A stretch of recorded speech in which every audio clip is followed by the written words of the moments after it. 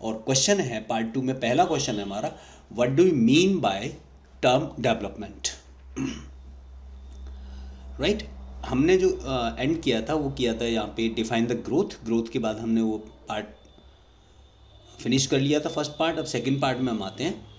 तो second part में हमारा पहला क्वेश्चन बनता है, what do you mean by the term development. Development का क्या मतलब है? Development is the process that creates growth. Development क्या है?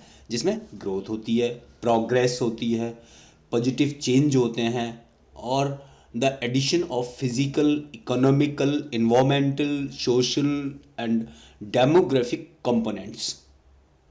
राइट, तो ये इतना टिपिकल भी नहीं है कि इसको हम वैसे ही करें। फिजिकल, इकोनॉमिक, आप जानते हैं फिजिकल माने बॉडी से संबंधित या जगह स्थान से, इकोनॉमिक माने पैसे से, इन्वायरमेंट माने वातावरण से, सोशल माने हमारे समाज से, डेमोग्राफिक कंपोनेंट्स। ठीक है, तो ये डेवलपमेंट, इन सब में जो प्रोग्रेस होती है, इन सब में जो बढ़ोतरी होती है, that is known as the development. What do you mean by the optimum nutrition? Right, optimum nutrition. The term optimum nutrition can be defined as eating the right amount of nutrients, ठीक मात्रा में nutrients को खाना, on a proper schedule to achieve the best performance। उसका एक schedule होना चाहिए, proper schedule होना चाहिए, best performance and the longest possible time life in good health. ठीक है, हमारे शरीर में अच्छी हेल्थ के लिए जो टाइम लाइफ मिले उसके लिए। Assuming that external negative influences are like accidents and infections, disease can be avoided. अगर हम इसको अवॉइड कर दें, इन्फेक्शंस डिसीज को, एक्सीडेंट्स वगैरह को, तो हमारे लिए जो भी हम खा रहे हैं, eating the right amount of the nutrients, पोषक तत्वों की बिल्कुल सही मात्रा जो खा रहे हैं वो ऑन अ प्रॉपर शेड्यूल, एक शेड्यूल होना चाहिए, एक टाइम होना चाहिए, एक क्रिया के थ्रू होना चाहिए, to achieve the best performance. हमें जो अच्छा परफॉर्मेंस मिले, हमारी बॉडी अच्छा कार्य करे, वो गुड हेल्थ के लिए। ठीक है, नेक्स्ट क्वेश्चन आता है, write two uses of growth chart. Growth chart जो हम बनाते हैं उसके दो यूज बता दो। तो पहला यूज है growth chart use to compare your child height, weight, head size against the children of the same age. उसकी सेम एज का जो चिल्ड्रन है उससे कंपेयर करना, ये इसका पहला यूज हो गया। Growth chart can be help both you and your health care provider. आपको भी और आपकी जो चिंता रखता है केयर, हेल्थ केयर प्रोवाइडर मतलब आपका जो डॉक्टर है, follow your child as they grow, कि वो किस तरह से बढ़ रहा है। दी चार्ट्स में provide an early warning that, हम ये कहें कि भविष्यवाणी कर देता है कि आपके बच्चे को कोई मेडिकल प्रॉब्लम है या नहीं है। ठीक है, नेक्स्ट आता है डिफाइन मैनार्की। मैनार्ची लिखा हुआ है but we say it the menarche. Menarche, menarche क्या है? Your first menstruation period is called menarche. मतलब जब गर्ल्स में जो पहली बार में यानी कि वो इंटर करते हैं अपनी पुबर्टी एज में, तो उन्हें पहली बार जो मेंस्ट्रुएशन साइकिल होता है, मेंस्ट्रुएशन पीरियड स्टार्ट होता है, that is known as the menarche. It is usually start sometime between the age of 11 to 14। ठीक है, 11 से 14 वर्ष की अवस्था के बीच में ये स्टार्ट हो जाता है। तो जो फर्स्ट टाइम पीरियड आता है that is known as the menarche for the girls.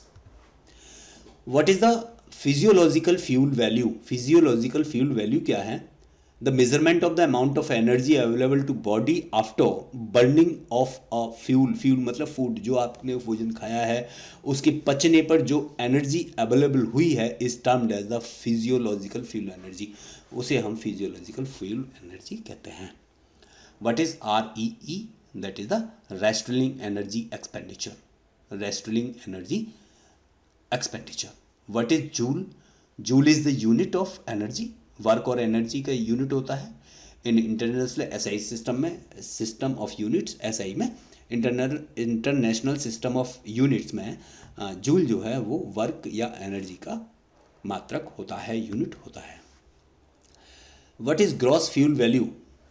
Gross fuel value क्या होती है? The higher heating value, also known as gross calorific F V, right, short form इसकी कह सकते हैं, या G G E, gross energy of a fuel is defined as, gross fuel value कह दें, ग्रॉस कैलोरीफिक वैल्यू कह दें, या ग्रॉस एनर्जी कह दें, ये होती है the amount of heat released by specified quantity, specified quantity, एक निश्चित क्वांटिटी के द्वारा, once initially at the 25 temperature, once it is combusted and the products have returned to the temperature of 25, ठीक है। कंबस्ट हो करके, वो जल करके जो भी एनर्जी बनती है, और फिर जो एनर्जी बढ़ी उसके बाद जो टेम्परेचर पे रिटर्न होने पर, जो 25 डिग्री तक आने में, ये 25 डिग्री से शुरू हुआ 25 तक ही आने में जो एनर्जी बनी स्पेसिफाइड अमाउंट द्वारा, क्वांटिटी जो बनी, that is known as the gross fuel value. How will you convert calorie to joule? Calorie और जूल दोनों ही एनर्जी की ही यूनिट हैं, तो कैलोरी से जूल में अगर हमें कन्वर्ट करना हो, the energy in joule is equal to the calorie multiplied by 4.184। अगर हम कैलोरी की यूनिट को जूल में चेंज करना चाहते हैं, तो कैलोरी में जो भी यूनिट दी हुई है, जो भी मात्रा दी हुई है, उसको 4.18 से मल्टीप्लाई कर दो, वो जूल में चेंज हो जाएगी, वो वैल्यू जो रिजल्ट आएगा वो जूल में होगा। यानी कैलोरी वैल्यू में 1.48 से मल्टीप्लाई कर दो, 4.184 से 4.184 से मल्टीप्लाई कर दो, तो जो कैलोरी की वैल्यू है वो जूल में चेंज हो जाएगी। Define the term lipid. Lipid क्या होता है? A lipid is any of various organic compound that are insoluble in water, जो पानी में घुलनशील नहीं होते, ऑर्गेनिक कंपाउंड्स होते हैं।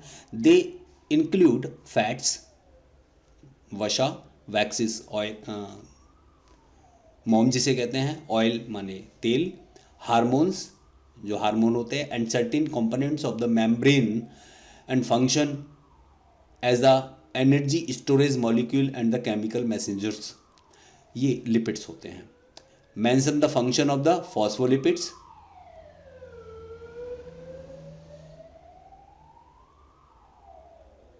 Mention the function of the phospholipids. It regulates the permeability of membrane.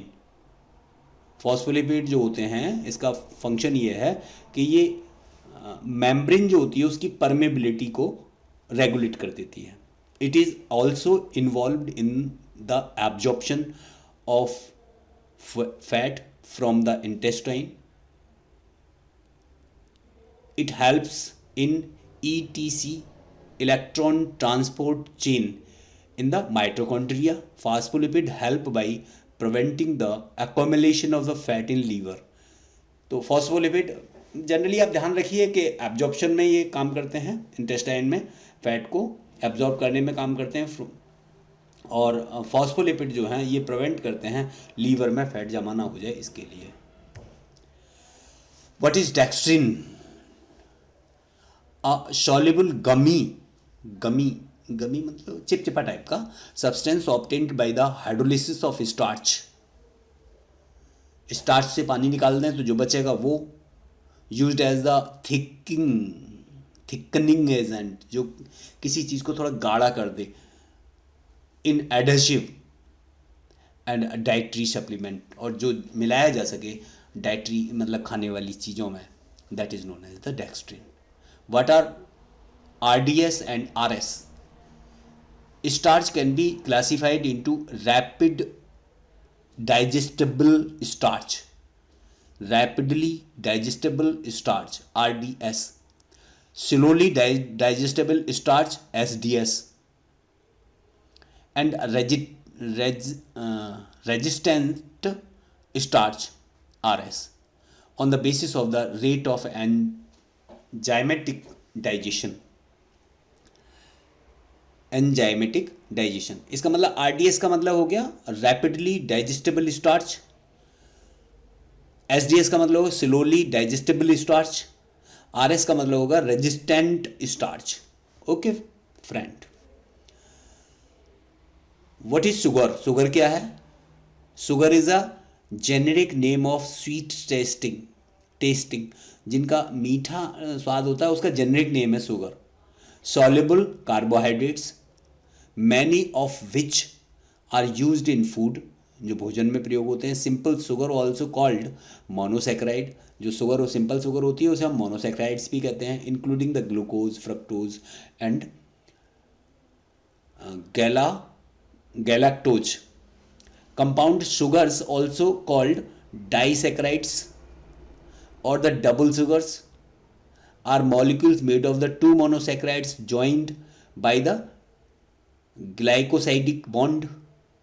Common example are sucrose, इसका मतलब इसमें ग्लूकोज एंड फ्रक्टोज होते हैं, लैक्टोज, ग्लूकोज एंड गैलाक्टोज होते हैं, and maltose, two molecule of the glucose होता है, right. This is known as the sugar. Name one hydrocyclic amino acid with structure. heterocyclic. Name one of heterocyclic amino acid with structure.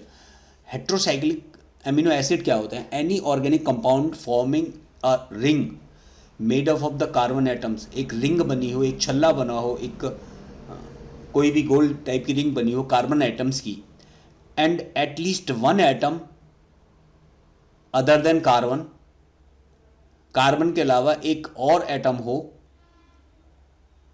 Example of the hydrophilic amino acids is the proline, hydroxy proline, tryptophan and histidine. तो ये histidine का structure आपको दिख ही रहा है नीचे, ये ring बनी हुई है ये वाली ऐसे करके, ठीक है, that is known as the ring, ठीक है। कार्बन एटम्स की रिंग बनी हुई है और कहते हैं carbon atom and at least one atom other than carbon, और इस रिंग में कम से कम एक एटम कार्बन के अलावा कोई, ये यहाँ पे कार्बन है, यहाँ पे कार्बन है, यहाँ पे कार्बन है, बट ये नाइट्रोजन आ गया, ये नाइट्रोजन आ गया, इसका मतलब कम से कम एक वहाँ पे बिना कार्बन का एटम होना चाहिए। That is known as the heterocyclic amino acid. और उसके एग्जाम्पल हैं proline, hydroxy proline, tryptophan and the histidine. तो ये हिस्टिडिन का स्ट्रक्चर यहाँ पे दिया हुआ है। Okay friends, next, name one single cell protein. Single cell protein SPC, single cell protein SPC refer to a protein derived from cells, जो cell से बनी हो, of micro organism such as yeast, fungi, algae and bacteria. इनसे जो protein बनी हो that is known as the single cell protein. Single cell organism होते हैं, माइक्रो ऑर्गेनिज्म होते हैं, इनसे बनी होती है, तो SCP बोलते हैं ना, single cell protein SCP। Write the limiting amino acid of cereals and pulses. Limiting that is the methionine, cysteine and the tryptophan or lysine. What is the amylopectin?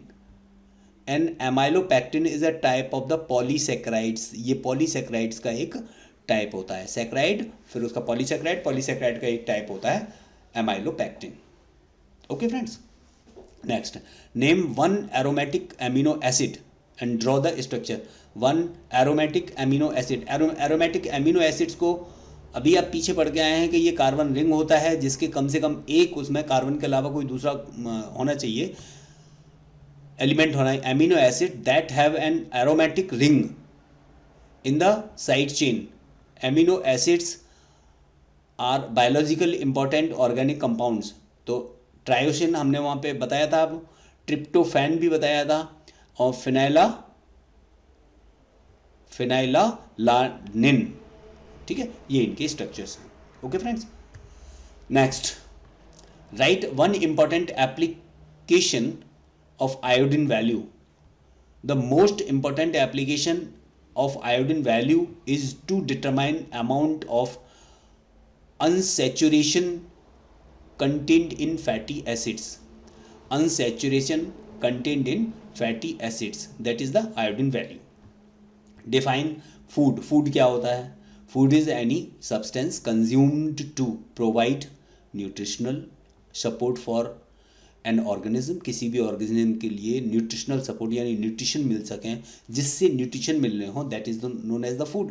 Food is the usually of plant, animal और fungal origin, इनसे मिल सकते हैं. Contain the essential nutrients, जिसमें पोषक तत्व हों, such as the carbohydrates, fats, proteins, vitamins, minerals, ये सब उसमें होनी चाहिए. The substance is ingested by an organism and assimilated by the organism cell to provide the energy, maintain life और stimulate the growth. तो वो फूड से ही होता है. तो फूड वो कुछ भी हो सकता है जिससे आपको, वो प्लांट, एनिमल एंड फंगल वगैरह कुछ भी हो सकते हैं, बट जिससे आपको न्यूट्रिएंट्स मिल रहे हों. न्यूट्रिएंट्स सचेज कौन कौन से न्यूट्रिएंट्स होंगे? That is carbohydrate. न्यूट्रिएंट्स क्या क्या होंगे? कार्बोहाइड्रेट होगा, फैट होगा, प्रोटीन होगा, विटामिन होंगे, मिनरल्स होंगे, वो आपका फूड होगा. Name the rich source of N3 PUFA. PUFA marine based fish and fish oil are the most popular and well known source of the N3. अब फूफा ये शॉर्ट फॉर्म लिखी हुई है, एब्रिविएशन लिखा हुआ है किसका? Poly unsaturated fatty acids. Poly unsaturated fatty acid, poly unsaturated fatty acids का नाम होता है PUFA. Namely eicosapentaenoic acid EPA and docosahexaenoic acid DHA. Docosahexaenoic acid DHA. ठीक है, ये आते हैं N3 फूफा में. Right the cyclic structure of the D glucose. D glucose का साइक्लिक स्ट्रक्चर ये है. 6 कार्बन की 1 2 3 4 5 6, तो 5 कार्बन की एक रिंग होगी जिसमें एक में ऑक्सीजन लगा होगा एक जगह पे, बाकी हर कार्बन पे HOH OH H HOH HOH HOH. ठीक है, यहाँ पे कुछ भी नहीं होगा तो यहाँ CH2OH और H होगा एक साइड में. ठीक है, तो ये आपकी साइक्लिक डी ग्लूकोज होगा. इस तरह से फ्रेंड्स ये भी आपका पार्ट फिनिश हुआ, और टोटली ये आपका जो हम स्टडी कर रहे थे फूड एंड न्यूट्रिशन की, फूड एंड न्यूट्रिशंस की, इसमें हमने 2 पार्ट में स्टडी की, 1 और 2 मार्क के क्वेश्चंस की. तो ये आपका लास्ट वाला था. Thank you friends to being with me. और अगर आपको ये वीडियो पसंद आती है तो लाइक कीजिए वीडियो को, शेयर कीजिए अपने फ्रेंड्स को, और मेरे चैनल को सब्सक्राइब कर लीजिए